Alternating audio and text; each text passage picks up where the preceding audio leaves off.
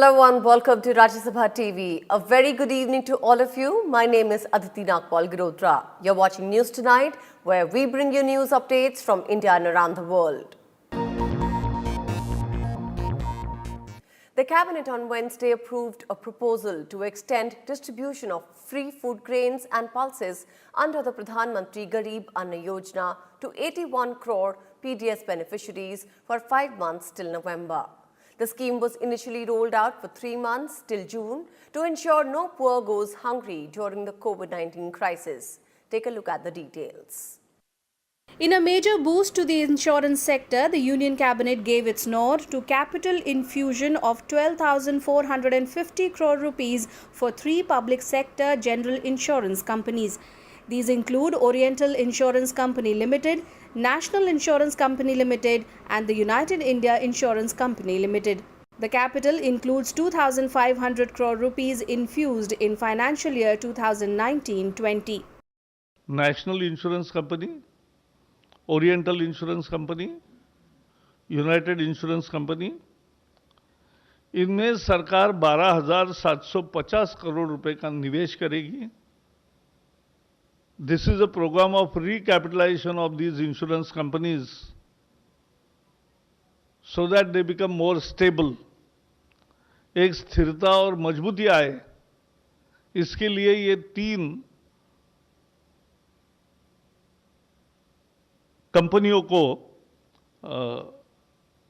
निवेश उसमें यानी उनको जो कैपिटल है उसकी रिकैपिटलाइजेशन की योजना में उनको मदद मिलेगी. To soften the economic impact of COVID-19 on the poor, the Union Cabinet approved the extension of the Pradhanmantri Garib Kalyan Yojna for an additional 5 months till November. The move was announced by Prime Minister Narendra Modi last month.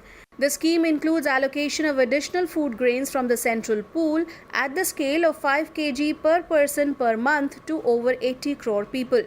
The extension would cost an additional estimated 76,062 crore rupees.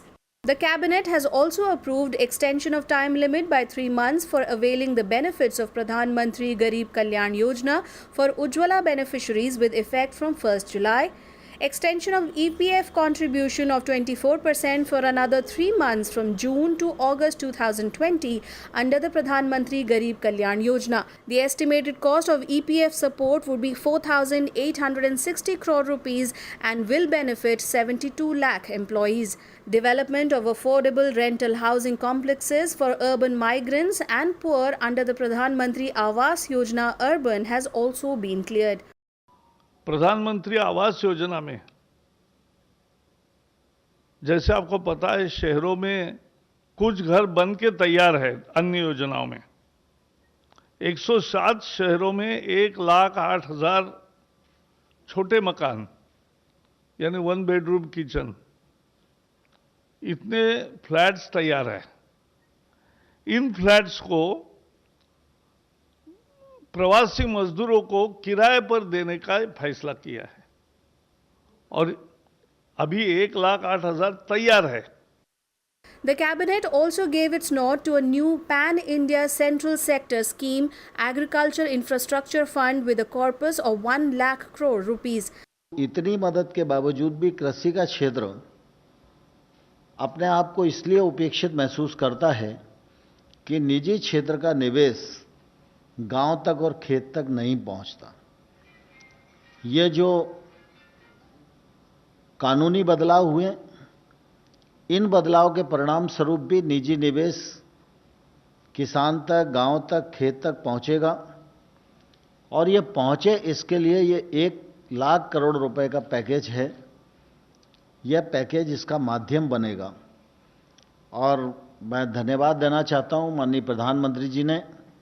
The scheme aims to provide financial support to entrepreneurs, startups, agri-tech players and farmer groups for infrastructure and logistics facilities. Bureau Report, Rajya Sabha TV.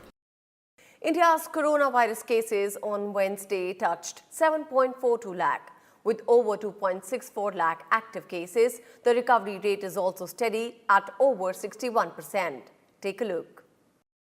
22,752 fresh cases of COVID-19 were reported in the last 24 hours, taking India's novel coronavirus case load to 7.42 lakh on Wednesday. The death toll climbed to 20,642, with 482 people succumbing to the disease. This is the sixth day in a row when over 20,000 new cases were recorded in the country. According to the Health Ministry, while recoveries total 4,56,830, there are 2,64,944 active cases. The recovery rate is 61.53%. Maharashtra is the worst affected state with 2,17,121 cases. Deaths have gone up to 9,250. Cases in Tamil Nadu are 1,18,594, while total deaths are 1,636. 71,116 people are cured. National capital Delhi has also seen a rise in cases, with the total positive cases touching 1,02,831. Deaths total 3,165, while 74,217 are cured of the disease. South Indian states Tamil Nadu, Telangana, Karnataka and Andhra Pradesh are witnessing a high rate of coronavirus cases. Together, all 5 South Indian states account for over 2 lakh. That is nearly 27% of the country's total coronavirus cases. According to the ICMR, over 1 crore samples have been tested up to 7th of July. Over 2.62 lakh samples were tested on Tuesday. As the number of diagnostic tests for novel coronavirus is increasing in the country, so is the test positivity rate. TPR is the ratio of positive cases to the number of tests conducted. High TPR indicates that only the sickest are being tested and a large section of the population is missing out. Positivity rate is a good indicator to assess the prevalence of the disease. The more the number of tests, greater are the chances of finding infected cases. India recorded a TPR of 8.05% for the week ending on 23rd of June. That further increased to 8.77% for the week ending 30th of June. Last week, India recorded a TPR of 9.53%. Positivity rates should be under 5% for at least 14 days in areas with adequate testing, according to the World Health Organization. Enhanced focus on test, trace, treat, augmented by various other measures, has facilitated widespread COVID-19 testing by states and union territories. At present, over 2 lakh tests are being conducted every day. The Union Health Ministry on Tuesday said that India has one of the lowest cases of COVID-19 per million population in the world. India's cases per million population is 5.37, while the global average is 1,453.25. The WHO situation report shows India has one of the lowest deaths per million population. Deaths per million in India is 14.27, while the global average is over 4 times that number at 68.29. Currently, India is the third worst affected country due to coronavirus. The United States has 3 million cases, while Brazil, the second country with the highest cases, has 1.6 million total coronavirus victims. Bureau Report, Rajya Sabha TV. The World Health Organization has acknowledged emerging evidence that the novel coronavirus can be spread by tiny particles suspended in the air. Following a petition by a group of scientists to consider the evidence that the disease is airborne, the global agency is now studying the possibility of airborne transmission and aerosol transmission of the novel coronavirus. We acknowledge that there is emerging evidence in this field, as in all other fields, regarding the COVID-19 virus and pandemic. And therefore, we believe that we have to be open to this evidence and understand its implications regarding the modes of transmission and also regarding the precautions that need to be taken. On July 6, 239 scientists from 32 countries outlined evidence showing the virus can float in air droplets and infect people who breathe them in.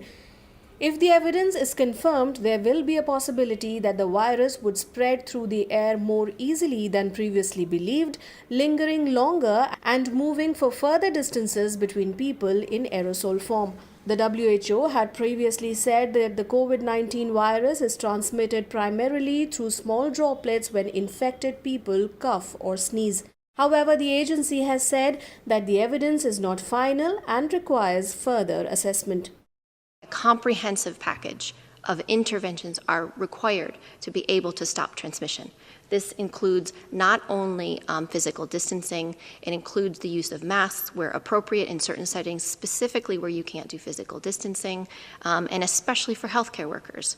As infections continue to rise globally, the World Health Organization has called for global solidarity to overcome the COVID-19 pandemic. On Tuesday, global infections reached over 11.9 million, including 5,47,323 deaths. The agency said that the cases are accelerating globally and the peak of the pandemic is yet to be reached. It took 12 weeks for the world to reach 400,000 cases of COVID. Over the weekend, there were more than 400,000 cases across the globe. The outbreak is accelerating, and we have clearly not reached the peak of the pandemic. Latin America and the Caribbean now account for 50% of COVID-19 cases in the Americas. On Tuesday, cases in the United States exceeded 2.96 million, while the death toll surpassed 13,000. Meanwhile, the United States has formally notified the United Nations of its decision to withdraw from the World Health Organization. It had accused the agency of siding with China during the pandemic. Brazil has the second highest number of COVID-19 cases with over 1.62 million infections and 67,000 deaths so far. Brazilian President Jair Bolsonaro on Tuesday said he was in good health despite testing positive for the novel coronavirus. Prime Minister Narendra Modi has wished him a speedy recovery. On Tuesday, the European Commission said the European economy will face a deeper recession than previously predicted due to the prolonged containment measures. The 27-member European Union economy is forecast to contract by 8.3% in 2020 and grow by 5.8% in 2021. On July 17th, EU leaders will discuss a coordinated approach to fight the pandemic. Meanwhile, Spain has extended measures aimed at easing the financial burden on businesses until September 30th. Some countries are experiencing an infection resurgence. Iran on Tuesday recorded the highest one-day COVID-19 death toll at 200, bringing the nationwide toll to 11,931. Iran has made masks mandatory and urged residents to follow social distancing as infections surpassed 245,650. Australia's Victoria state reported 134 new infections on Wednesday, bringing the nationwide cases to nearly 9,000. Victoria has closed its border with New South Wales starting Wednesday amid a surge in cases. Residents will be allowed to leave home only for essential business for the next 6 weeks. Cafes, bars, restaurants and gyms will shut again. China on Wednesday reported 7 new COVID-19 cases. The country now has over 83,500 positive cases. Rajya Sabha Chairman M Venkaiah Naidu on Wednesday reviewed plans to conduct the monsoon session and meetings of parliamentary committees. The election of deputy chairman and vacant positions in the upper house was also discussed. Chairman M Venkaiah Naidu held an hour-long meeting with the Secretary General and senior officials of the Rajya Sabha Secretariat on preparations for the monsoon session. Considerable progress has been made on the norms to be followed for seating arrangements and the participation of members in the Rajya Sabha proceedings. The meeting decided that physical distancing principles will be applied to the media gallery. Chairman Naidu directed that arrangements may be made to allow proceedings to be viewed by those who cannot be accommodated in the media gallery. He also sought norms for seating media persons in the media gallery. Chairman Naidu also discussed the procedure for the election of Deputy Chairman of Rajya Sabha. It was necessitated by the expiry of the term of former Deputy Chairman Harivansh's as Rajya Sabha member in April. He has been re-elected since then. Chairman Naidu was informed that there are 3 vacancies in the House caused by the passing away of Beni Prasad Verma, Virendra Kumar and the disqualification of Sharad Yadav. Ahead of the meeting of some department-related parliamentary standing committees of Rajya Sabha in the next few days, issues relating to quorum and allowances for members attending the meetings were also discussed. Senior officials pointed out that quorum is necessary only to take decisions and adopt committee reports, and not for taking up a general discussion on identified issues and for taking evidence from the concerned ministries or departments. The officials also pointed out that committees have been meeting without quorum over the years. It was clarified that committee meetings without quorum entitles participating members for TA and DA. It was also mentioned that the 8 DRSCs of Rajya Sabha have held 281 meetings in the last 3 years, of which 16% were without quorum. The Committee on Science and Technology and Environment and Forests held 32 meetings in the last 3 years, 22% without quorum. In 38 meetings of the Committee on Home Affairs, 21% were without quorum. Broad principles, including virtual participation of members, will be firmed up after discussions between Chairman Naidu and Lok Sabha Speaker Om Birla. In an earlier meeting taken by Chairman Naidu, it was decided that Rajya Sabha members will be seated in the chamber and in the galleries of the House, while virtual participation of others will be ensured within the premises of Parliament House. This is to ensure 6 feet distance between members. This is Kriti Mishra's report for Rajya Sabha TV. The Chinese military has almost completed withdrawing its troops from the face-off site in hot springs in eastern Ladakh and also removed all temporary structures from the area. According to reports quoting sources familiar with the development, the withdrawal of troops by China is nearly complete in patrolling point 15 in Hot Springs, and the mutual disengagement in Gogra, patrolling point 17A, is expected to be completed by Thursday. Gogra and Hot Springs are among the key friction points where the two armies were in an eyeball-to-eyeball engagement for the last 8 weeks. The disengagement process began on Monday morning, following a telephonic conversation between National Security Advisor Ajit Doval and Chinese Foreign Minister Wang Yi on Sunday. In the talks, the two sides agreed on an expeditious withdrawal of troops from all the standoff points to bring back peace and tranquility in the region. After the talks between the special representatives on boundary talks, a mutual disengagement process was kicked off in Galwan Valley, Hot Springs, Gogra, and also in Finger areas in Pangong So. The Indian Army will carry out a detailed verification to check actual implementation of the disengagement process in the next few days. The two armies are also expected to hold further talks later this week after the first phase of disengagement is completed. In view of the tense standoff with China, India has decided to expedite infrastructure projects in border areas. Defence Minister Rajnath Singh held a high-level meeting on Tuesday to review the state of connectivity to border areas. He pressed on the need to expedite the construction of strategic roads, bridges and tunnels in the border areas. Pakistan was caught off guard at the United Nations when India accused Imran Khan government of continuing to support and harbour terrorists in his territory. The Indian delegation led by MEA Joint Secretary Mahavir Singhvi charged Pakistan with helping terrorists infiltrate into India, even as the whole world is busy fighting the novel coronavirus pandemic. The UN Office of Counter-Terrorism in New York hosted a virtual conference on Wednesday. MEA Joint Secretary Mahavir Singhvi told the world body that Pakistan is using unmanned aerial systems to smuggle weapons across borders. Singhvi, who is in charge of the Counter-Terrorism Division of the MEA, said, Pakistan is also taking advantage of lockdown through hate speeches and misinformation. He said, and I quote, "While the world is coming together to battle the pandemic, it is unfortunate that Pakistan, a state which sponsors cross-border terrorism, continues to use every opportunity to peddle false narratives and make baseless, malicious and egregious allegations against India and interfere in our internal affairs. Pakistan's ludicrous statement claiming credit for elimination of Al-Qaeda is indeed ironic, considering that the global face of terrorism, Osama bin Laden, has recently been glorified as a martyr by none other than the Prime Minister of Pakistan on the floor of their parliament on the 25th of June 2020. This is a chilling reminder of the patronage that the international terrorists receive in Pakistan." Unquote. With a view to pump up investment in the economy and revive growth, Finance Minister Nirmala Sitharaman has sought to push capital expenditure by India's top public sector companies.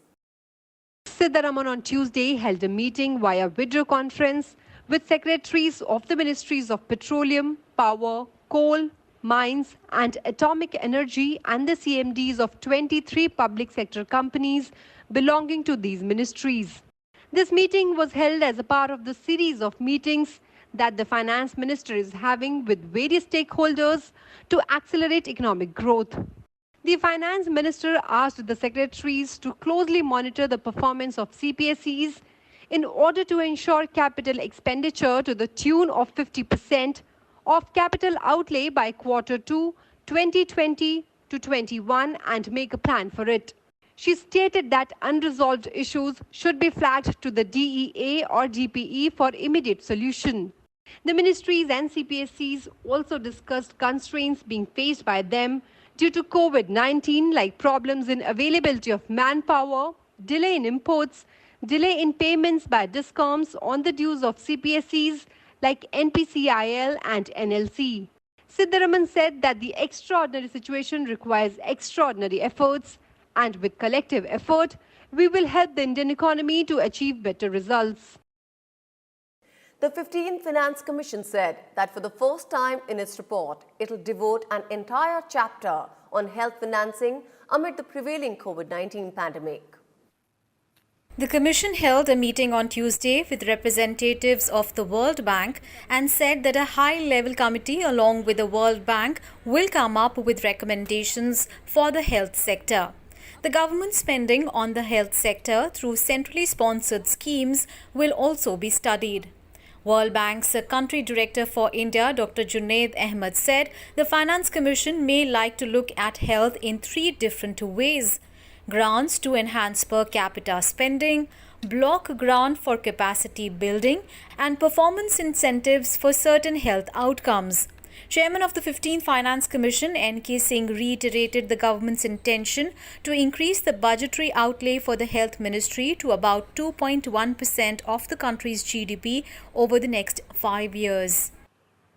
The government has set up an inter-ministerial team to coordinate investigation into the alleged violation of various laws like money laundering and foreign contributions by 3 trusts linked to the Nehru-Gandhi family.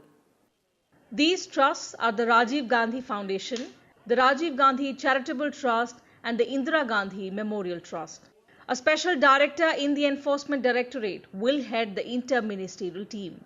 Other members are likely to be from the Income Tax Department, CIT, CBI, Ministry of Finance, Ministry of Urban Development and Ministry of Home Affairs.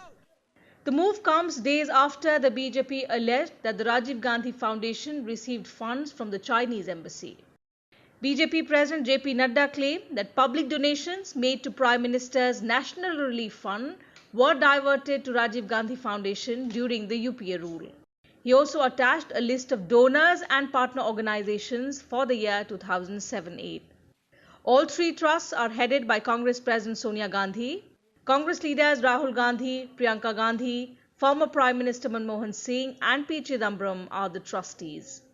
Convergence of southwesterlies and southerlies from the Bay of Bengal and Arabian Sea in the next 24 hours is likely to cause heavy to very heavy rainfall over the western Himalayan region, northern parts of Punjab and Haryana, Chandigarh, Uttar Pradesh, Bihar, sub-Himalayan West Bengal and Sikkim, and the northeastern states. Strong winds with speed up to 50 to 60 kilometers per hour likely along and off the coast of Gujarat during the next 48 hours are also expected. Fishermen are advised not to venture into the sea in these areas during the next 48 hours. Isolated extremely heavy rainfall is likely to occur also over Uttarakhand, East Uttar Pradesh, Bihar, Sub-Himalayan West Bengal and Sikkim in the coming weekend, while in Assam, Meghalaya and Arunachal Pradesh during the 9th to 11th of July. Heavy rains along the foothills and adjoining plains of Bihar and Uttar Pradesh, along with strong winds and lightning strikes, are expected between 9th and 12th of July. Parts of Nepal and catchment areas are also forecast to receive heavy rainfall. Most rivers in Bihar could witness a rise in water levels and cross their danger marks and threaten breach of embankments, adding to the existing flood-like situation. Government agencies are alert and taking all precautionary measures. District officials have been instructed to look out for embankment breaches. Vice President M Venkaiah Naidu paid homage to former Prime Minister Sri Chandrasekhar on his death anniversary on Wednesday.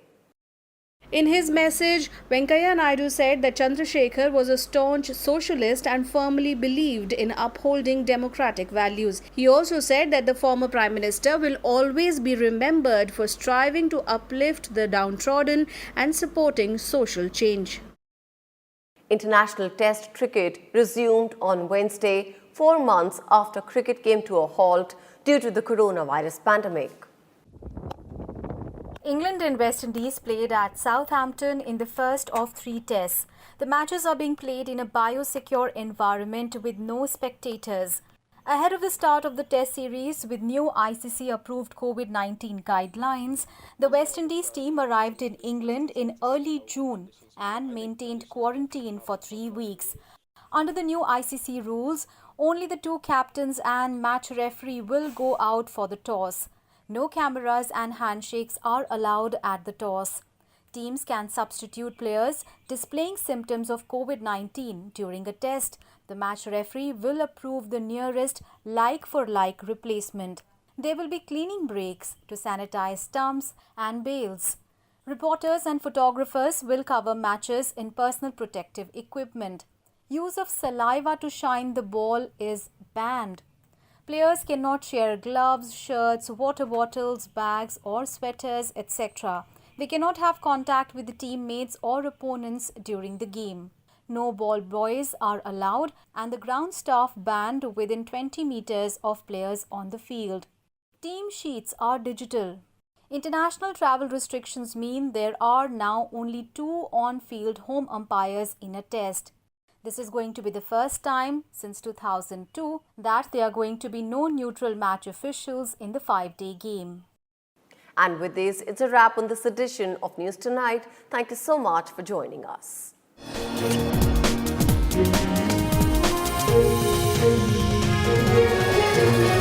Thank you.